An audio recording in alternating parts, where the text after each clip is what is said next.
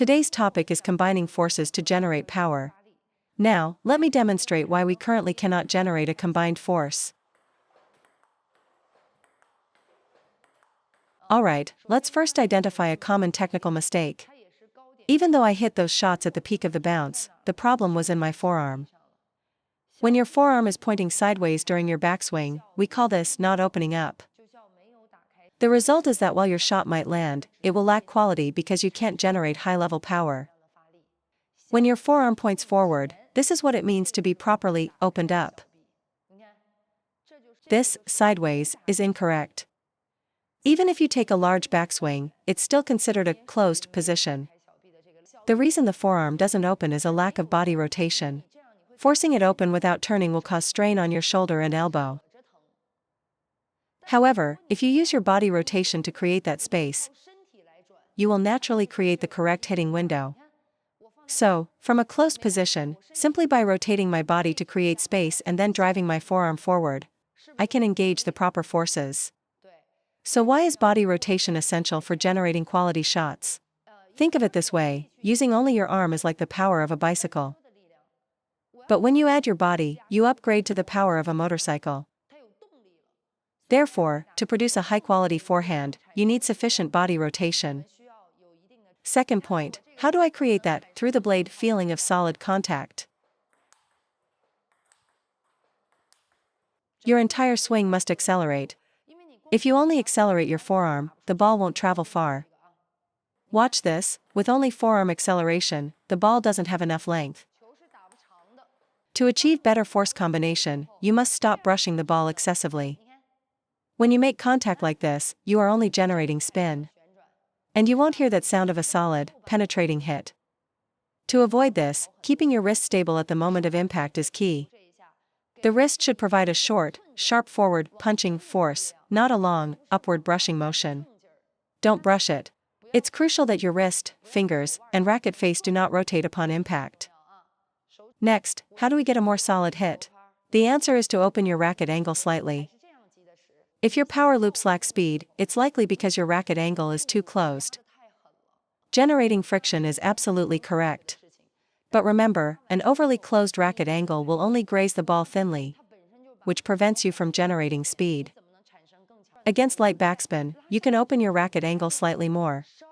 However, against heavy backspin, you must keep the racket angle more close to first grip the ball with friction, then drive it forward.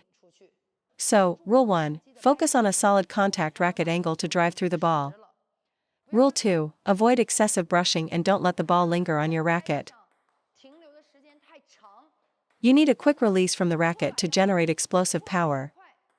The contact with the ball must be crisp and decisive.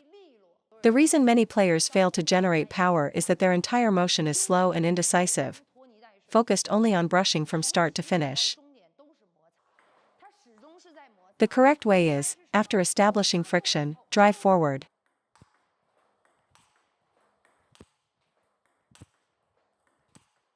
Third point, how to increase swing speed. My swing is fast because all power generation requires a stable pivot point. Don't think of it as tensing your whole body at once. You must sequence your movements, activating your legs, hips, and arm in order. Instead, let's change our power generation. Keep your arm stable in the backswing, then drive the upper arm and elbow forward into the ball. Let me break it down. First, the upper arm and elbow drive forward. Then the forearm snaps and stops.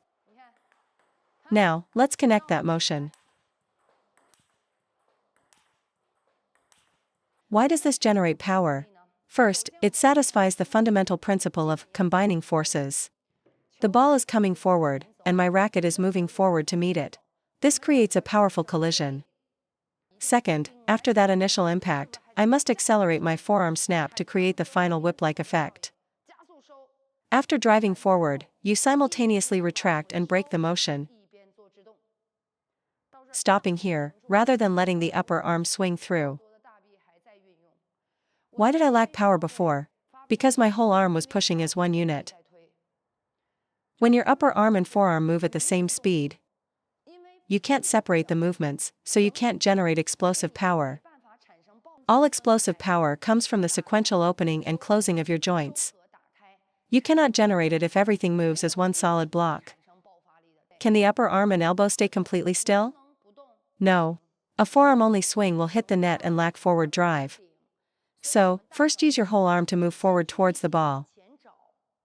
After contact, fix your upper arm, shoulder, and elbow, and then snap your forearm to a stop.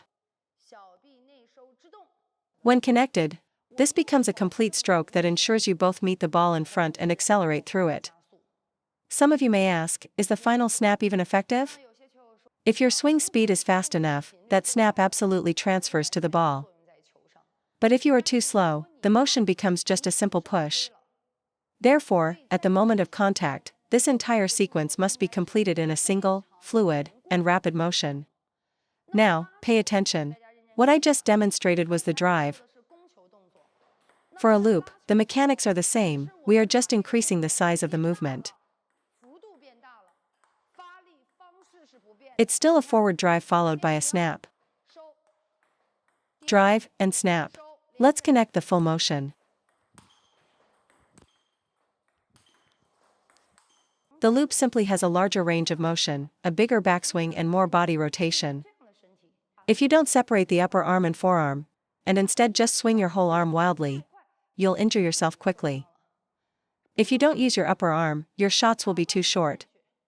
If you use your upper arm but at a constant speed, you won't generate any power. The job of the upper arm is to create forward momentum and solid contact.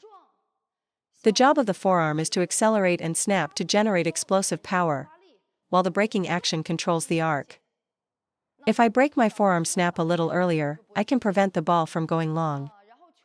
If the ball is a bit short, I can extend my forearm more to add length to my shot.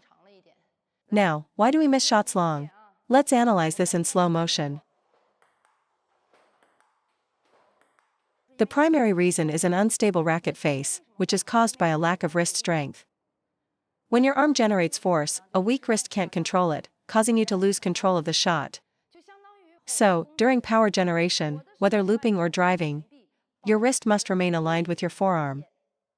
A broken wrist, flexed down or extended up, is a common cause of unforced errors. Wherever your forearm goes, your wrist must follow in a stable, aligned position. Therefore, during the backswing and at impact, you must brace your wrist and prevent any wobbling. A second key point, at impact, do you have a gap between your thumb and index finger on the blade? If so, that's the reason for your inconsistency. Look closely, it's all about the hand and wrist. So when you're generating power, you must keep the wrist fixed. Lock it in. At the moment of impact, your thumb and index finger must firmly pinch the blade. You can't let the racket wobble at the end of your stroke. The ball is light. At the end of your stroke, during the final braking and gripping phase, you must secure your grip on the racket. Many players do the opposite, they grip tightly on the backswing and relax at contact. Look, this is wrong, tight, then loose at impact. The correct rhythm is, relaxed on the backswing, then a firm grip at impact. Your swing is accelerating. If you don't secure your body and hand at the very end, you'll have no control over where the ball goes. So when generating power, control your wrist. After the arm fires, keep the wrist stable and the fingers firm. Don't let all your effort go to waste at the last moment. I guarantee you will see a big improvement. Third reason for errors, look at your transition from backhand to forehand. Remember this rule, the more you have to move your feet, the smaller your arm swing should be.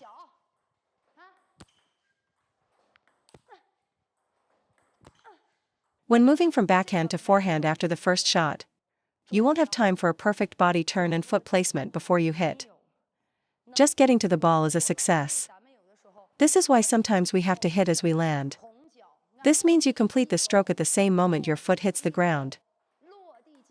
You always want to execute a textbook shot, feet first, lower your center of gravity, rotate perfectly, but in a real match, you rarely have that luxury. You have to spend half your energy reading the ball and moving your feet. So for many backhand to forehand transitions, amateur players can absolutely hit as their foot lands, rather than landing first and then swinging. Perfect footwork before the shot is the ideal, but not always realistic. When you're rushed in a match, you have to adapt. However, in training drills with a fixed ball position, you should always practice moving your feet first, then hitting. In a match, if you feel rushed or jammed as you move, it's not always because you were slow. It could be that your opponent's shot quality was very high. In righty versus righty rallies, most exchanges start from the backhand corner. Any ball sent to your forehand is likely a difficult one, unless your previous shot was very strong, or your opponent is weak and can't control you. So, when you're in a difficult situation, you must return the ball immediately, even if your hand moves before your feet are set. Don't wait until you're perfectly balanced to swing, or your forehand will always be late. Many times, I'm jammed by the ball at my side or even behind me, but my priority is always to get the ball back immediately. If the incoming ball is fast, I use less power. If it's slow, I use more power and drive forward. If you don't do this, you will be perpetually jammed.